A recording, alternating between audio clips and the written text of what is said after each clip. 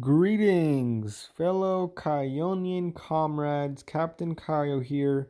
How we doing, ladies and gents? So in this video, first ever video, I'm gonna be analyzing Thorfinn from Vinland Saga. So if you have not seen Vinland Saga, do not watch this video, for spoilers are going to be ahead. Also, if you're an anime only, don't worry, no manga spoilers here. In fact, this is an anime only channel. And with that said, let's hop right in, shall we? Thorfinn's journey starts in a peaceful village in Iceland, a village of which is nowhere near the darkness and savagery of the world. This village does not contain any political agendas. There are no battles, there are no enemies. It is truly a peaceful village. And Thorfinn's beginning foundation as a character is also very innocent, and it is the perfect building ground for a tragic character.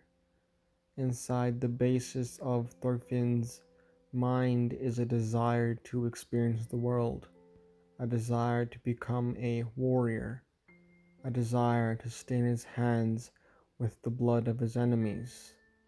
Although what was awaiting Thorfinn was a hell he did not expect at all. Thorfinn's character goes through rapid development due to unfortunate circumstances, but the biggest turning point for Thorfinn is during the tragic death of his father, Thor's. Thor's death would throw Thorfinn into a hell-like reality, into a reality of which he did not wish for. All he wanted was to explore the world with the man who he idolized, his dad. He is thrown into a world of war, death, and savagery. He would truly never be the same after his dad's death. Thorfinn had no choice but to survive, and the choices he makes are all based off pure emotion. They were all based off the concepts of revenge and hatred. All of this is happening when he is merely a child. This is built on the foundation of Thorfinn as a little kid, and we get to witness the development of his character firsthand, but the understructure of which supports Thorfinn's morals is his father, Thor's. From a young age, Thor's had drilled the concepts of which he learned when he was much older into Thorfinn's young mind in hopes of leading him down the right path. A good example of Thor's ideologies subconsciously playing a factor in Thorfinn's character is when he duels Askeladd. Thorfinn wants to defeat him with honor in a duel, but he may have been able to kill him when he's least expecting it. But that is without honor. That goes against the current warrior code that Thorfinn possesses. Thorfinn slowly descends deeper and further into his own hell, into his own misery, and the man who is responsible for not only the death of his father, but also mostly held responsible for the young boy turning into an emotionless killing machine, a killing machine who would not care about how many people died or how many villages were raided. That man held responsible was Askeladd. Thorfinn truly turns into a war dog, of which Askeladd used very resourcefully. I mean, he even was able to get him to fight Thorkill, the strongest man in the fucking world. At this point in Thorfinn's journey, things become very dark. The concept of a true warrior, of which his father engraved into his mind, was lost. That path to becoming a true warrior was nowhere in sight.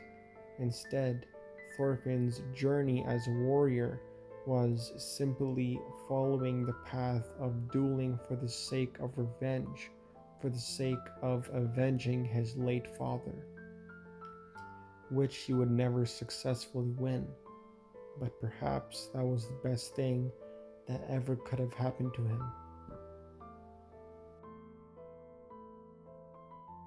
As Thorfinn and Askeladd continue their journey, their relationship also begins to develop.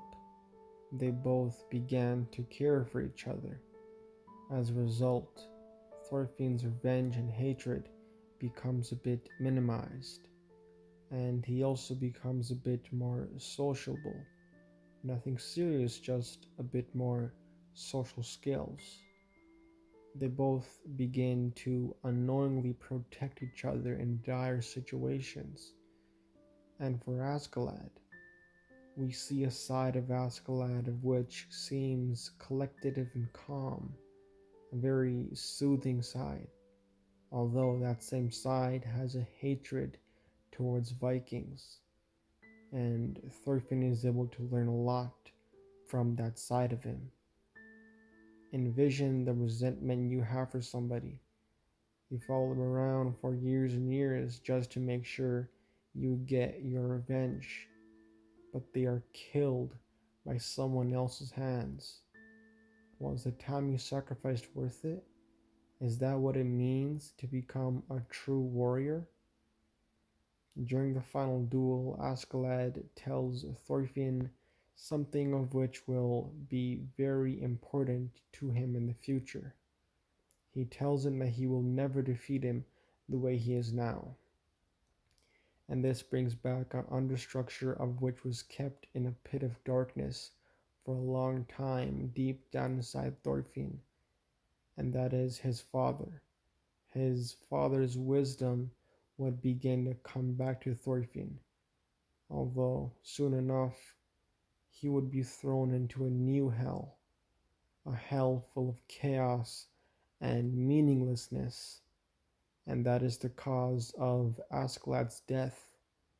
Everything he works towards, everything he truly tries to protect is gone and killed.